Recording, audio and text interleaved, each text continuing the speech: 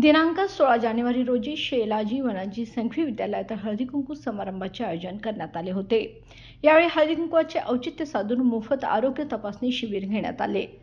माननीय डॉक्टर सौ शुभदा अमोल धर्माधिकारी मधुमेह तज्ञ यांनी शाळेतील सर्व मातांसाठी हे शिबिर आयोजित केलं होतं। त्यांच्या डॉक्टर टीमने सर्व मातांचे बीपी, शुगर व वजन यांची मोफत तपासणी केली। शुभदा धर्माधिकारी या मधुमेह तज्ञ असून त्यांनी सातारा, कोल्हापूर, कोचीन येथील विविध रुग्णालयात सेवा दिल्या आहेत।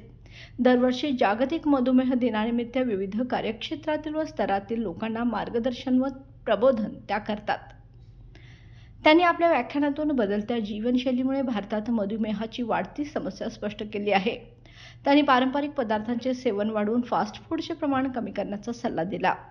या कार्यक्रमाला संस्थेच्या कार्यवाह माननीय सौ शरयू रमेश डिंगणकर, ज्येष्ठ शिक्षक Patil sir, Hankare madam, Kulkarni sir, Barge sir, BL Patil sir तसेच शाळेतील सर्व शिक्षक, शिक्षकेतर कर्मचारी, पालक, प्रतिनिधी मोठ्या संख्येने उपस्थित होते। कार्यक्रमाचे सूत्रसंचालन महाले यांनी केलं तर आभार प्रदर्शन सौ भादवनकर यांनी केलं। या उपक्रमाला उपस्थितांचा उत्स्फूर्त प्रतिसाद मिळाला। नमस्कार, तारा न्यूजमध्ये आपल्या सर्वांचं सहर्ष स्वागत आहे। शेलाजी वनाजी संघवी या विद्यालयामार्फत आज हळदी कुंकूचं आयोजन करण्यात आलं आहे।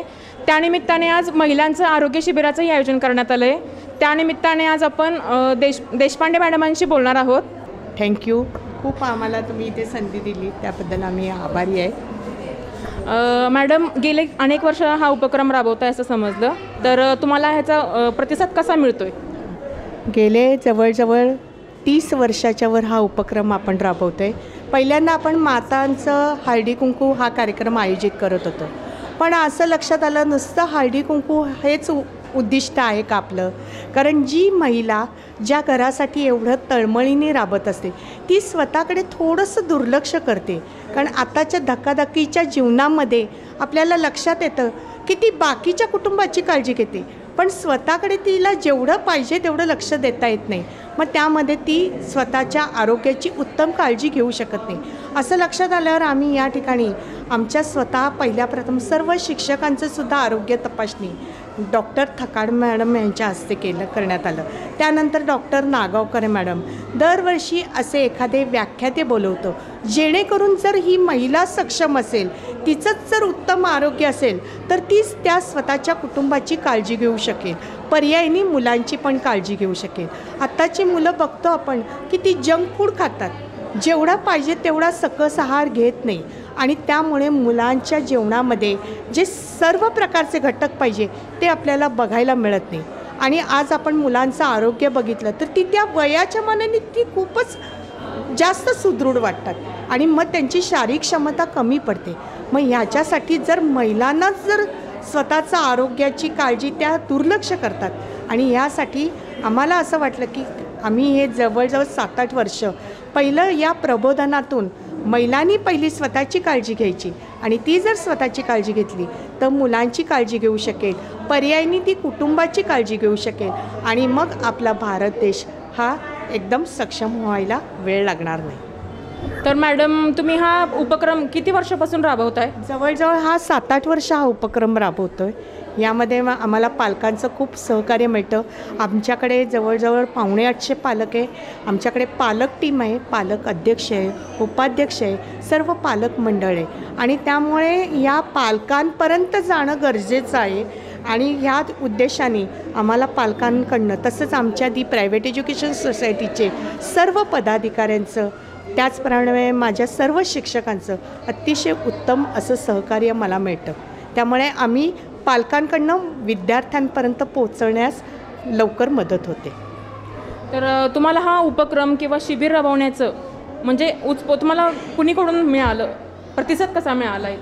ह्या ठिकाणी मी एक सद्गुरू श्री अनिरुद्ध उपासनेचं मेडिकल कॅम्पचे 20 वर्ष आम्ही त्या ठिकाणी सेवा करते। मग असं लक्षात आलं की असा जर कॅम्प तिकडे मोठ्या प्रमाणात होऊ शकतो तर आपण आपल्या शाळेमध्ये सुद्धा हा उपक्रम कुठल्या तरी छोट्या रूपाने तरी घेतला तर त्याचा निश्चितच आपल्या विद्यार्थ्यांना आणि पालकांना फायदा मिळेल।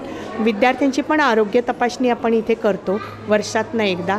मग त्यामध्ये सगळ्या प्रकारची त्यांची आरोग्य तपासणी विद्यार्थ्यांची, डोळे, नंतर कान, नाक, घसा आतासुद्धा आमचा या ठिकाणी शिबिर आहे, म्हणजे मुलांचा बक्षीस समारंभ आहे. त्यावेळेलासुद्धा आपण डॉक्टर मिलिंद सामानगडकर यांना बोलवलेलं आहे, म्हणजे जेणेकरून हळूहळू का होईना विद्यार्थ्यांच्यामध्ये आरोग्यामध्ये जास्तीत जास्त आपण काळजी घेण्यामध्ये सगळेच त्यामध्ये तयार होऊ असं मला वाटतं. तर तुम्ही शाळेमध्ये असे कोणते कोणते उपक्रम राबवता? यामध्ये आता मुलांच्या आरोग्याची तर काळजी घेतोच, पण निरनिराळे छोटे छोटे उपक्रम म्हणजे विविध शाळेमध्ये स्पर्धा वगैरे असतात, पण पाठांतर, हस्ताक्षर, कथाकथन हे असतं. पण आम्ही एक मुलांचं सामुदायिक वाढदिवस उपक्रम राबवतो, जेणेकरून सगळ्या मुलांना वाढदिवस घरात साजरा करता येतोच असं नाही. पण ह्या ठिकाणी आता आमच्या ठिकाणी 30 तारखेला मुलांचा 31 तारखेला सामुदायिक वाढदिवस आहे. त्यामध्ये हे सर्व पालक मंडळ असतं आणि जसं आपण घरात वाढदिवस करतो तसंच या पद्धतीने आताची पद्धत काय वाढदिवसाची की मेणबत्त्या हे करायच्या आणि त्या विझवायच्या, पण दीप हा प्रज्वलित करणं, मुलांच्या जीवनामध्ये दिवा उजळू देणं हे महत्त्वाचं असतं. आणि तसंच आम्ही या ठिकाणी सामुदायिक वाढदिवस सगळ्या मुलांना बोलवतो, सगळ्या मुलांचं औक्षण करतो आणि त्यांना मिष्टान्नाचं जेवण देतो, जेणेकरून त्यांना असं वाटतं की ही शाळा ही माझं एक कुटुंब आहे आणि शाळेमध्ये सुद्धा माझा वाढदिवस साजरा केला जातो, सगळ्या मुलांचा साजरा केला जातो. या ठिकाणी आमच्या संस्थेच्या पदाधिकाऱ्यांच्याच मार्गदर्शनाखाली ही जवळजवळ 30 वर्ष प्रथा चालू आहे आणि ही अशीच चालू राहणार आहे. म्हणजे असे छोटे छोटे उपक्रम आहे, मग वृक्षारोपण आहे, सगळ्या मुलांना सहभागी करून घेता येईल. यामध्ये प्रत्येक शासनाचे उपक्रम असतात त्यामध्ये पण सहभागी असतं, पण मुलांचं आरोग्य आणि मुलांचा आनंद यामध्ये जास्तीत जास्त कसं करता येईल यासाठी आमची शाळा सतत प्रयत्नशील असते.